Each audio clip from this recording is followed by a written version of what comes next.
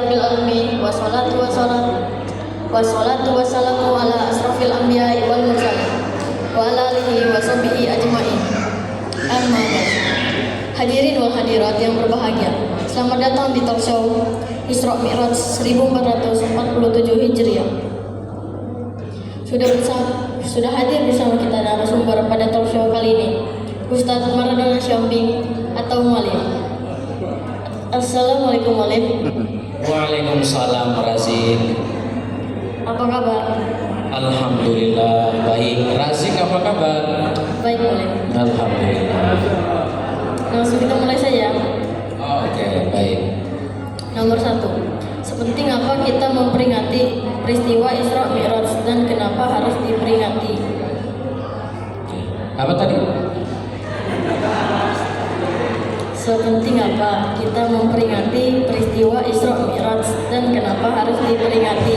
Oh iya. Sepenting apa memperingati Isra Mi'raj dan kenapa harus memperingati ya? Baik. Sebelum saya jawab, saya boleh menyapa audiens dulu ya, hadirin ya. Boleh. Oke, baik. Assalamualaikum warahmatullahi wabarakatuh. Baik, alhamdulillahirabbil alamin wassalatu wassalamu ala asyrofil anbiya'i wal mursalin amma ba'du. Mari sama-sama kita belajar bersama dari pertanyaan Ananda Razik tadi. Sepenting apa kita memperingati Al-Isra wal Mi'raj? Kenapa tiap tahun kita harus peringati dan kenapa harus diperingati ya? Oke, baik. Sepenting apa memperingati Isra Mi'raj? Memperingati Isra Mi'raj itu sepenting makan. Razik, kalau kamu satu hari tidak makan, kamu pasti mengeluh kelaparan kan? Nah, memperingati Al-Isra Mi'raj itu juga seperti itu. Kenapa? Karena kita butuh pada memperingati Isra wal Mi'raj, karena ketika kita memperingati Al-Isra wal Mi'raj, seketika kita akan terbayang terhadap perintah sholat fardu, yang mana tadi sudah dibahas juga oleh Pak Ahmad waktu di sambutan. Kalau kita tidak sholat, maka hati kita bisa layu. Nah, jadi kalau kita memperingati Isra Mi'raj itu berarti kita seperti membutuhkan untuk kembali mengenang peristiwa agung yang terjadi pada Rasulullah, yang mana di sana ada perintah agung juga, yaitu perintah untuk sholat fardu. Nah, itulah kenapa kita setiap tahun memperingati Al-Isra wal Mi'raj. Jadi memperingati Isra wal Mi'raj itu bukan sekedar seremoni atau sekedar kita membuat acara, kemudian sekedar membuat penampilan, kemudian sekedar makan-makan, kemudian setelah itu sudah, bukan. Tapi yang paling penting di Isra Mi'raj ini bagaimana di situ kita melihat keteguhan iman terhadap Allah dan juga pentingnya menghambakan diri kepada Allah. Jadi ketika kita memperingati Isra Mi'raj, seketika kita kemudian menintrospeksi diri, kemudian melihat lagi diri kita bahwa apakah selama ini kita hamba yang mungkin bersifat ketuhan-tuhanan atau merasa sangat super power, atau mungkin kita merasa bahwa kita bisa segalanya, bahkan orang lain di bawah kita. Maka di Isra Mi'raj ini kita harus merasa kembali bahwa kita sebenarnya adalah hamba Allah. Jadi kita harus menghambakan diri kepada Allah. Oke, mungkin itu singkat ya. Singkat gak jawaban saya? Singkat. Baik, terima kasih. Pertanyaan kedua. Oke. Untuk mengingat kembali peristiwa agung ini, boleh tidak Mualim menceritakan secara singkat terjadinya peristiwa Isra Mi'raj? Menceritakan singkat peristiwa Isra Mi'raj. Saya kalau bercerita tidak bisa singkat. Ini gimana ini? Tidak apa-apa ya? Oh gitu, baik. Oke, saya mencoba untuk singkat, meskipun saya tahu tidak akan singkat ya Bapak Ibu ya. Baik, peristiwa Al-Isra wal Mi'raj kita coba bagi dua, Al-Isra wal Mi'raj. Kita lihat dari sisi bahasa dulu. Kalau Al-Isra itu berarti artinya perjalanan malam. As-sairu layali, perjalanan malam. Sementara kalau Al-Mi'raj itu as-su'ud ataupun naik. Nah, jadi untuk membahas ini saya tidak bisa hanya duduk, saya harus berdiri. Boleh nggak? Boleh ya? Oke, saya harus berdiri nih kalau membahas ini. Baik, Al-Isra itu Di waktu itu, karena itu perjalanan Rasulullah di satu malam, bahkan di tafsir Razik disebutkan bahwa juz'um minal lail, hanya sebagian malam. Ketika Allah Subhanalladzi asra bi'abdihi laila, ternyata Allah memperjalankan Rasul itu sebagian malam, artinya tidak nyampe 10 malam. Sesingkat itu perjalanan. Mari kita kembali melanjutkan pembahasannya. Jadi waktu itu Rasulullah ini kan terjadi pada Amul Huzn, yaitu tahun di mana Rasulullah sangat sedih. Kenapa sangat sedih?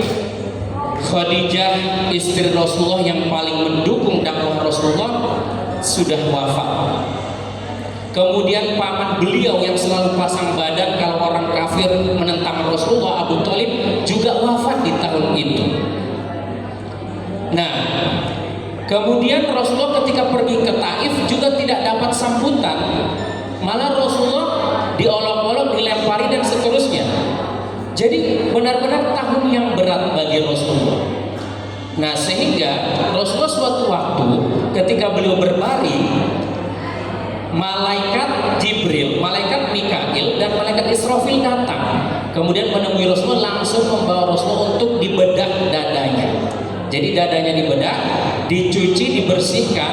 Kemudian setelah itu malaikat Jibril dengan buraq, yang mana buraq ini kendaraan yang sangat cepat, makanya namanya buraq. Buraq itu artinya kilat.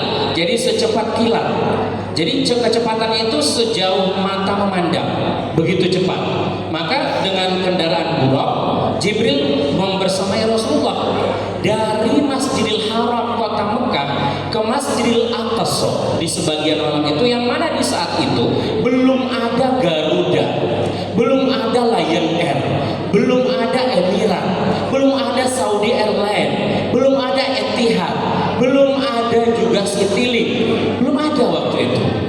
Apalagi Sriwijaya, ya, belum ada waktu itu. Jadi tapi Rasulullah bersama Jibril bisa ke Palestina atau ke Masjidil Aqsa dari Masjidil Haram dari kota Mekah, yang harusnya ditempuh perjalanan hitungan bulan, tapi hanya dalam satu malam, bahkan sebagian malam. Nah, itu adalah peristiwa Isra-nya Rasulullah. Nah, Rasulullah ketika Isra tersebut mulai dari kota Mekah mundur ke Madinah. Jadi rutenya itu ke Madinah. Kemudian beliau mampir atau transit, kemudian sholat sunnah. Setelah ke Madinah, beliau melanjutkan perjalanan lagi, transit di Mesir, yaitu di Bukit Sinai, sholat lagi 2 rakaat. Setelah itu baru ke Palestina masuk nih, karena memang Palestina itu langsung berbatasan dengan Mesir, makanya dari kota Mekah mundur nih, gitu ya. Makanya kemudian ketika beliau sampai ke Palestina, beliau mampir dulu di Baitlaham, tempat kelahiran Nabi Isa. Kemudian melakukan sholat sunnah. Setelah itu kemudian Rasulullah menuju Baitul Maqdis atau Masjid Al-Aqsa. Kemudian di sana sudah ada seluruh nabi yang akan menjadi makmum Rasulullah. Jadi malam itu Rasulullah menjadi imam untuk sholat, yang mana makmumnya adalah semua nabi, diturunkan semua nabi ke Palestina, ke Baitul Maqdis. Rasulullah menjadi imam. Ini menunjukkan bahwa Rasulullah adalah Sayyidul Anbiya. Kemudian Rasulullah sebelum sholat mengikatkan buraq ataupun kendaraan beliau di tempat para nabi mengikatnya dulu, nabi-nabi yang berasal dari Palestina.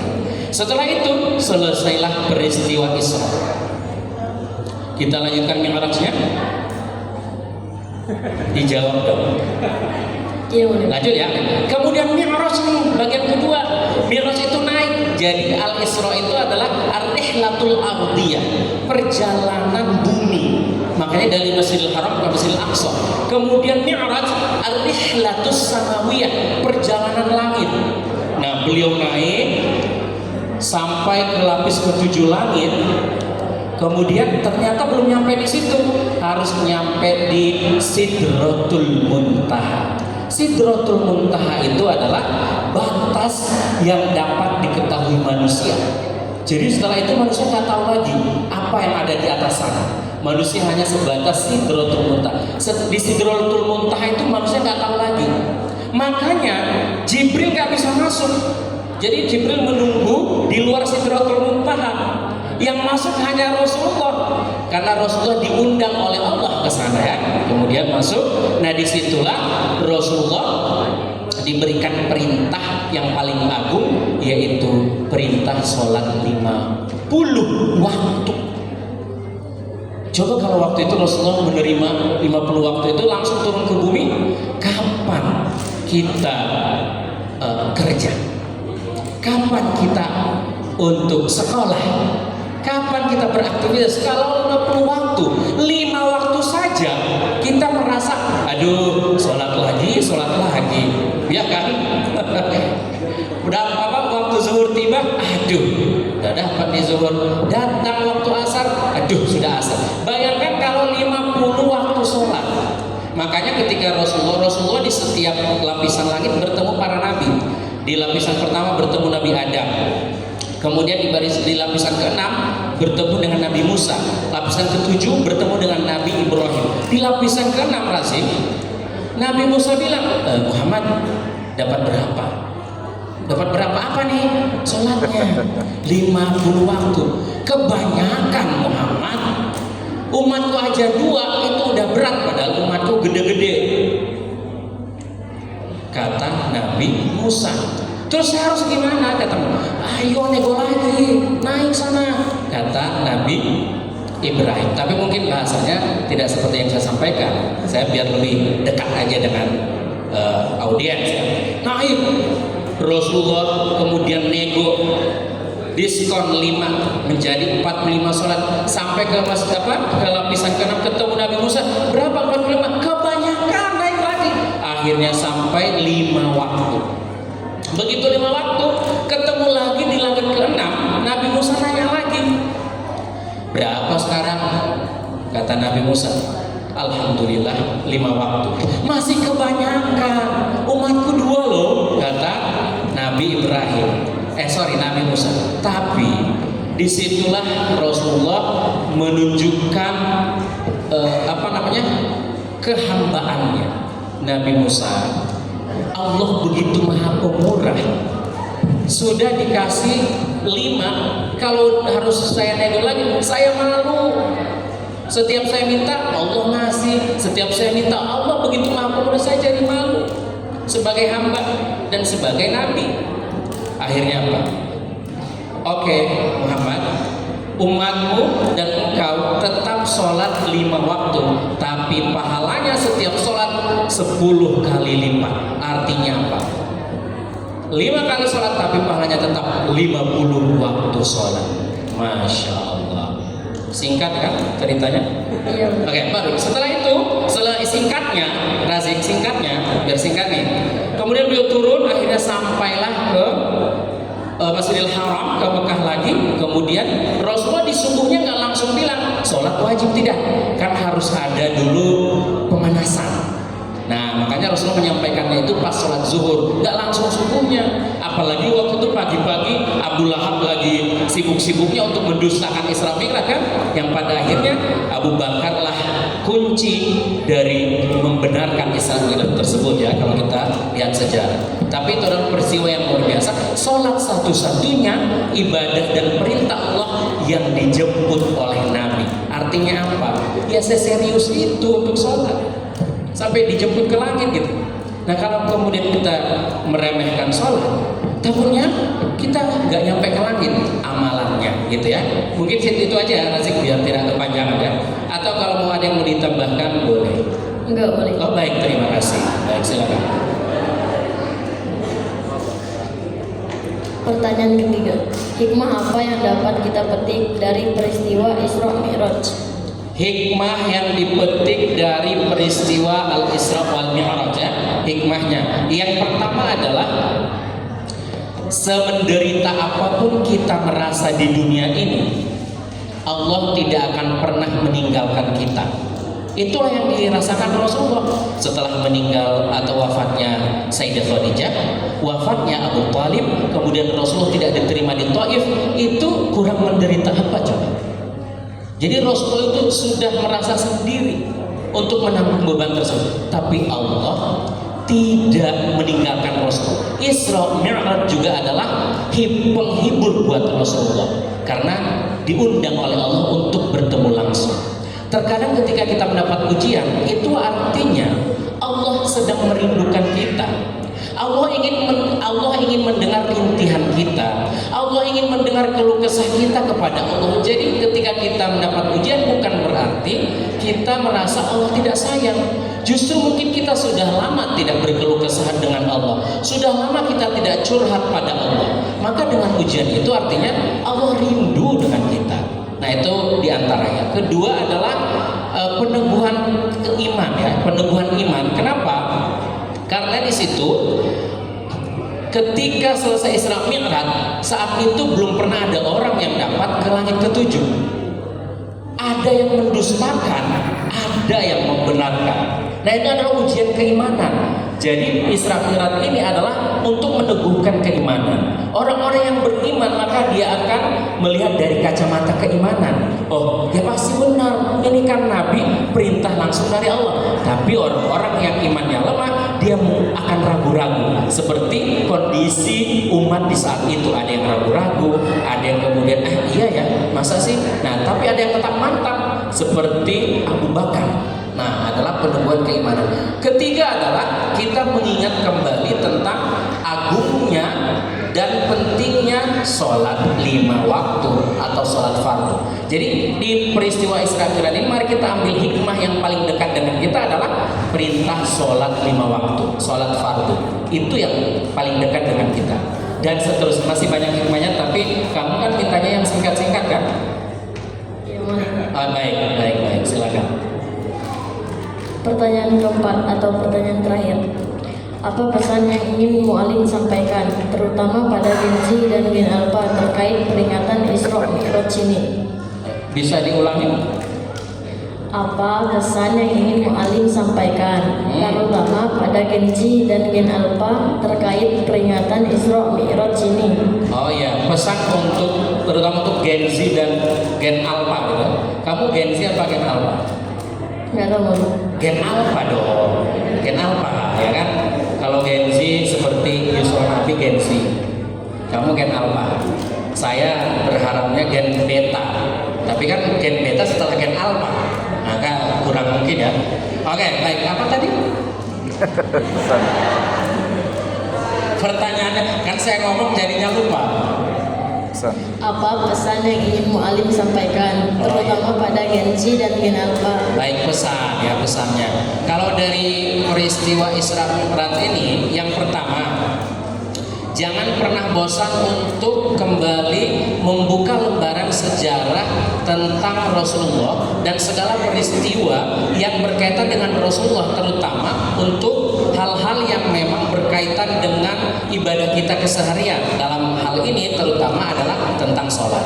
Jadi kalau kita tidak memperingati, mungkin kita kembali melupakan tentang betapa sebegitu pentingnya perintah sholat ini sampai harus dijemput ke langit. Itu yang pertama. Yang kedua, tentu saja dari peristiwa Isra Mi'raj ini senada dengan hadis Rasulullah fi memaknai hadis bahwa amalan yang pertama kali Allah lirik dari kita, yang akan pertama kali dicek dan dikoreksi dari kita adalah amalan sholat.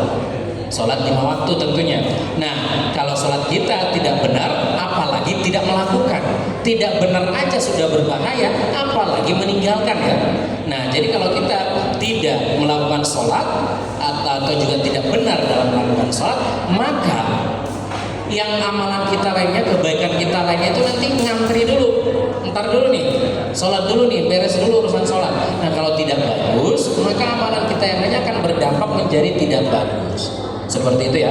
Nah, jadi untuk yang generasi Gen Z dan Gen Alpha, pesan saya adalah nanti saya pasti mendoakan juga semua, terutama siswa-siswa kita di sini, kelak berapa tahun ke depan, insya Allah atau 10 tahun ke depan atau lebih, kalian akan menjadi orang-orang sukses. Tetapi yang paling utama tadi adalah sholat ini jangan pernah tinggal. Jadi ketika kamu mencoba untuk meninggalkan satu kali sholat, itu bisa menyebabkan candu untuk meninggalkan lagi. Lama-lama kamu menjadi merasa sholat itu adalah beban hidup. Rasulullah aja bilang ke Bilal, ya Bilal, arihna biha, istirahatkanlah kita dari bekerja dengan sholat. Jadi sholat itu sebenarnya istirahat. Rasulullah tidak bilang, ya Bilal, arihna minha, istirahatkanlah kita dari sholat, bukan. Tapi istirahatkan kita dengan sholat, bukan istirahat dari sholat. Nah, itu dua hal yang berbeda. Itu adalah pesan utama untuk Gen Z dan Gen Alpha. Jadi terutama kamu Razik nanti, dimanapun walaupun libur, sholat subuh tetap, ya, sholat subuh jangan ditinggal. Untung-untung bisa berjamaah di masjid. Kalau tidak, paling tidak meninggalkan sholat subuh. Apalagi kalau kamu sholat subuh jam 8 atau jam 10, itu namanya subuh dan duha. Nah, begitu ya. Baik, terima kasih. Baik, terima kasih Mualim atas semua ilmu yang disampaikan. Dan Sama-sama kasih. Dan pada seluruh audiens, terima kasih sudah menyimak dengan penuh antusias. Demikian Talkshow Isra Mi'raj kali ini. Kami mohon undur diri. Wassalamualaikum warahmatullahi wabarakatuh.